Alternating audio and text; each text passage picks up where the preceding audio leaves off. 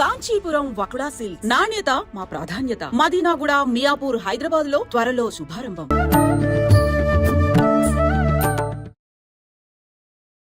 నమస్కారం, welcome to I dream. ధర్మ మార్గం విత్ విజిత కార్యక్రమానికి స్వాగతం. అయితే మనకు అతి త్వరలోనే ఉగాది రాబోతుంది. మనందరము కూడా నమ్ముతుంటాము, తెలుగు వారందరము కూడా మనకు ఉగాది మరుసటి రోజు నుంచే మనకు కొత్త సంవత్సరం, నూతన సంవత్సరం అనేది ప్రారంభం అవుతుంది అని చెప్పి. అయితే గత సంవత్సరము క్రోధినామ సంవత్సరము అని చెప్పి మనం విన్నాము, మాట్లాడుకున్నాము. దానికి సంబంధించిన ఇబ్బందులు ఎలా ఉండబోతున్నాయి అనే విషయాలు ఆ పేరులోనే ఉంది అని చెప్పి మనం చాలా భయపడ్డాము. అలాంటివన్నీ కూడా చవి చూడడం అనేది జరిగింది. అయితే ఇప్పుడు రాబోతున్న ఉగాదికి మనకు రాబోతున్న తెలుగు నూతన సంవత్సరము శ్రీ విశ్వవసునామ సంవత్సరము. మరి ఈ సంవత్సరం ఎలా ఉండబోతోంది? మనం క్రోధి అని విన్నప్పుడు క్రోధి అనగానే కోపం అని చెప్పి పేరులో కొంతవరకు మనం అర్థం చేసుకోగలిగాము. అది వాస్తవమా అని, అవాస్తవమా అని. కానీ విశ్వవసునామ సంవత్సరం అంటే మనకు అంత చిక్కని విధంగా అయితే ఉంది. అసలు ఏంటి విశ్వవసునామ సంవత్సరం ఎలా ఉండబోతోంది? మనకు గత సంవత్సరంతో పోలిస్తే ఈ సంవత్సరం ఎటువంటి ఇబ్బందులు ఉండబోతున్నాయి, ఎటువంటి మంచి ఫలితాలు ఉండబోతున్నాయి? మామూలుగా ఉగాది అనగానే పంచాంగ శ్రవణం, నిజంగా ఉగాది అనగానే షడ్రుచుల కలయిక, నవనాయకుల ఫలితాలు, ఇలాంటివన్నీ కూడా మన మైండ్లో కదలాడుతూనే ఉంటాయి, మెదలాడుతూనే ఉంటాయి. వీటన్నిటి గురించి క్లుప్తంగా తెలుసుకునేదాకా మనందరికీ కూడా అసలు నిద్రే పట్టదని చెప్పాలి. అయితే వీటన్నిటి గురించి తెలియజేయాలి అనంటే వాటన్నిటిపైన మంచి అవగాహన ఉన్న వ్యక్తి అయితే బాగుంటుంది అనిపించింది. అందుకే ఇప్పుడు నేను ఒక మంచి వ్యక్తిని మీ ముందుకు తీసుకురాబోతున్నాను ఈ విషయాల గురించి చర్చించడానికి. ప్రస్తుతం నాతో పాటు ఉన్నారు ప్రముఖ ఆధ్యాత్మికవేత్త, పంచాంగకర్త. ఆయన పంచాంగ శ్రవణము అనంటే మీ అందరికీ ఎంతో సుపరిచితం. ఆయన మీ అందరికీ ఎంతో సుపరిచితం. ఆయన గురించి నేను పెద్దగా చెప్పాల్సిన అవసరం లేదు. ఆయనే బ్రహ్మశ్రీ చిలకమర్తి ప్రభాకర చక్రవర్తి శర్మ గారు. ఇప్పుడు వారితో మాట్లాడి మరిన్ని విషయాలు తెలుసుకునే ప్రయత్నం చేద్దాం నూతన సంవత్సరానికి సంబంధించి. నమస్కారం అండి. నమస్కారం అండి. ఎలా ఉన్నారు? బాగున్నాను. ముందుగా మీకు శ్రీ విశ్వవసునామ సంవత్సర ఉగాది శుభాకాంక్షలు. మీకు అలాగే ఐ డ్రీమ్ ఛానల్ ప్రేక్షకులందరికీ కూడా శ్రీ విశ్వవసునామ సంవత్సర ఉగాది శుభాకాంక్షలు. ధన్యవాదాలండి. నా తరఫున, మా ప్రేక్షకులందరి తరఫున కూడా. అసలు ఎలా ఉండబోతోంది, ఏంటి, ఏ రంగంలో ఎలా ఉంటుంది అన్నీ మాట్లాడుకున్నాం. పంచాంగ శ్రవణం గురించి, షడ్రుచుల గురించి ఓవరాల్గా. కానీ ప్రతి ఒక్కరూ ఎదురు చూసేది వ్యక్తిగతంగా ఏ రాశి వారికి ఎలా ఉంది అని చెప్పి. ఖచ్చితంగా రాశులు చూసుకోవడం చాలా మందికి అలవాటు ఉంటుంది. నా రాశి ఏం చెప్పారో ఏంటో, ఈ సంవత్సరం నాకు ఎలా ఉండబోతుందో, ఈ ఒక ఆలోచన ప్రతి ఒక్కరిలో ఉంటుందండి. నిజంగా 12 రాశుల వాళ్ళకి ఎలా ఉండబోతుంది ఈ విశ్వవసునామ సంవత్సరంలో? ముఖ్యంగా ముందుగా మేషరాశి నుంచి ప్రారంభం చేద్దాం. మేషరాశి వారికి శ్రీ విశ్వవసునామ సంవత్సరం చిలకమర్తి పంచాంగరీత్యా దృక్ సిద్ధాంత పంచాంగణితం ఆధారంగా ఈ రకమైనటువంటి గ్రహస్థితి ఉంది.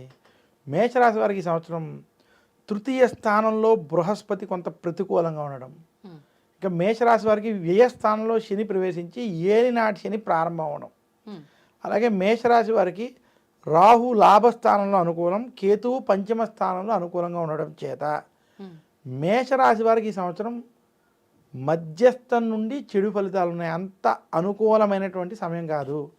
మేషరాశి వారికి ఈ సంవత్సరం నుంచి ఏలినాటి శని ప్రారంభం అవుతుంది. ఈ ఏలినాటి శని ప్రభావం చేత మేషరాశి వారు అప్పు చెయ్యకూడదు, అప్పు ఇవ్వకూడదు. కొత్త ఇన్వెస్ట్మెంట్లు వంటివి, కొత్త కొత్త ప్రాజెక్టుల్లో మీరు ఏదైనా డబ్బు పెట్టడం ఇటువంటి వాటి విషయంలో చాలా జాగ్రత్తగా ఉండాలి. మేషరాశి వారు ఈ సంవత్సరం ఖర్చులు తగ్గించుకోవాలి. క్రెడిట్ కార్డులు వంటి విషయాల్లో కావచ్చు, ఖర్చుల విషయంలో, అప్పుల విషయాల్లో ఆచితూచి వ్యవహరించాలి. ఏ విషయంలో కూడా చాలా ఖర్చు విషయంలో నియంత్రణతో ఉండాలి.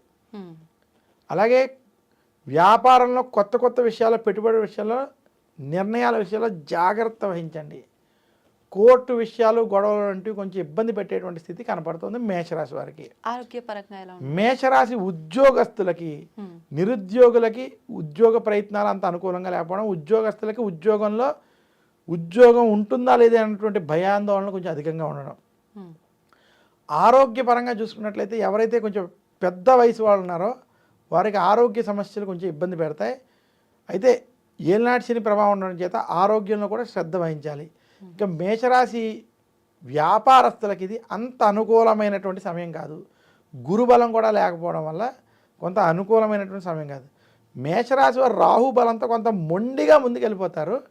ఆ మొండి బలంతో కొంచెం మీరు అనుకున్న పనులు పూర్తి చేస్తారు, కానీ ప్రతి పని కొంత ఆలస్యం అవ్వడం, దగ్గరకు వచ్చి ఆగడం, ఇలాంటి స్థితి ఈ సంవత్సరం నుంచి కొంత మేషరాశి వారిని ఇబ్బంది పెట్టేటువంటి స్థితి కనపడుతుంది.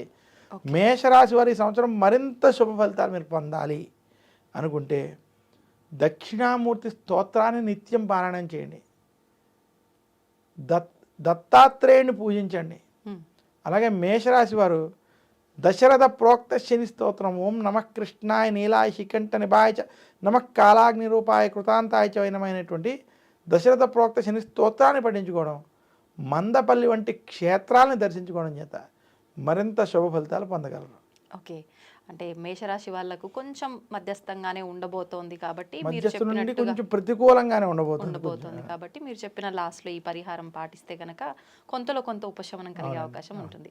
ఆఖరణ అసలు ద్వాదశ రాశుల్లో ప్రత్యేకించి కొన్ని రాశులు బాగున్నాయి, కొన్ని రాశుల పైన ఈ ప్రభావం ఉంది అని చెప్పుకోవాలంటే ఎటువంటి రాశులు? మనకి శ్రీ విశ్వావసునామ సంవత్సరంలో ఈ 12 రాశుల్లో అద్భుతంగా ఉన్నటువంటి ఏమైనా రాశులు అంటే ఈ సంవత్సరం వృషభ రాశి, తులారాశి, కన్యా రాశి, 3 రాశులకి ఈ సంవత్సరం అద్భుతంగా ఉంది, కలిసి వస్తుంది. ఓకే, మధ్యస్థంగాను కొంచెం కలిసి వచ్చేటువంటి రాశుల్లో కూడా మనం చూసుకున్నట్లయితే ఈ సంవత్సరం మనకి మిథున రాశి, వృశ్చిక రాశి, ధను రాశి మరియు మీన రాశి, 4 రాశులు కూడా మధ్యస్థం నుండి అనుకూల ఫలితాలు ఉన్నాయి. ఓకే, మిగిలిన రాశులకి కొంచెం చెడు ఫలితాలు, జాగ్రత్తలు తీసుకోవాల్సినటువంటి ఫలితాలు ఉన్నాయి. ముఖ్యంగా మేషరాశి వారు, అలాగే మనకి కర్కాటక సింహరాశి వారు జాగ్రత్తలు కొంచెం ఎక్కువ తీసుకోవాలి. మకర రాశి వారు కూడా కొంచెం మధ్యస్థంగా ఉంది, వారు కూడా జాగ్రత్తలు తీసుకోవడం వల్ల ఓకే కలిసి వస్తుందని సూచిస్తున్నాను.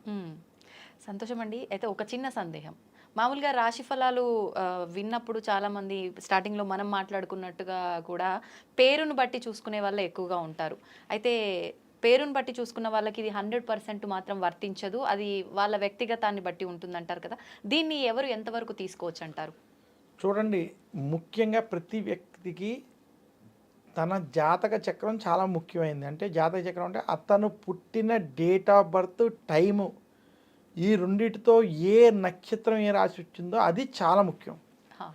కొన్ని సందర్భాలు ఎవరి దగ్గరైనా నేను పుట్టిన సమయం లేకపోతే కనీసం డేట్ ఆఫ్ బర్త్తో ఆ రాశిని తీసేటువంటి ప్రయత్నం 100కు ఒక 80% అన్న విషయాల్లో చెయ్యొచ్చు, ఒక 20% అది కూడా చేయలేం. పాదాల భేదాలు రావచ్చు ఏదైనా. అందువల్ల మీ డేట్ ఆఫ్ బర్త్ టైం, కనీసం డేట్ ఆఫ్ బర్త్తో ఏ నక్షత్రం ఉన్నదో, ఏ రాశి ఉన్నదో అలా రాశి వాళ్ళు మాత్రమేకే ఈ రాశి ఫలితాలు వర్తిస్తాయి. ఓకే, ఆ డేట్ ఆఫ్ బర్త్ టైం ప్రకారం మీరు పేరు పెట్టుకుంటే, మీ పెద్దల పేరు పెట్టగలిగితే ఆ పేరు ప్రకారం ఉన్నటువంటిది అప్పుడు వర్తిస్తుంది. కానీ అలా ఈ రోజుల్లో 100% మందికి లేదు. అందువల్ల ఇది మనం ఎక్కువ ప్రాధాన్యత ఇవ్వకుండా మీ డేట్ ఆఫ్ బర్త్ టైంని బట్టి ఏ రాశి ఉందో ఆ రాశి ఫలితాలు, ఈ గోచార ఫలితాలు మనం చూసుకోవాలి. అవి ఖచ్చితంగా వాళ్ళకి తెలుస్తాయి, వర్తిస్తాయి. సంతోషం అండి. నిజంగా చాలా డీటెయిల్గా, క్లుప్తంగా రాశి ఫలాల గురించి అయితేనే కానివ్వండి, నవనాయకుల ఫలితాలు అయితేనే కానివ్వండి, చాలా మందిలో ఆల్రెడీ స్టార్ట్ చేసేసారు సోషల్ మీడియాలో దీనికి సంబంధించిన విషయాలు చెప్పడం అనేది.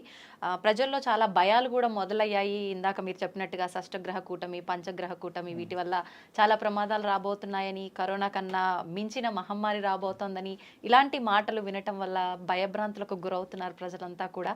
నిజంగా వాటి నుంచి మీ మాటలు చాలా ఉపశమనం కలిగించేలా ఉన్నాయి. సంతోషం అండి, చాలా మంచి విషయాలు తెలియజేశారు. ధన్యవాదాలు.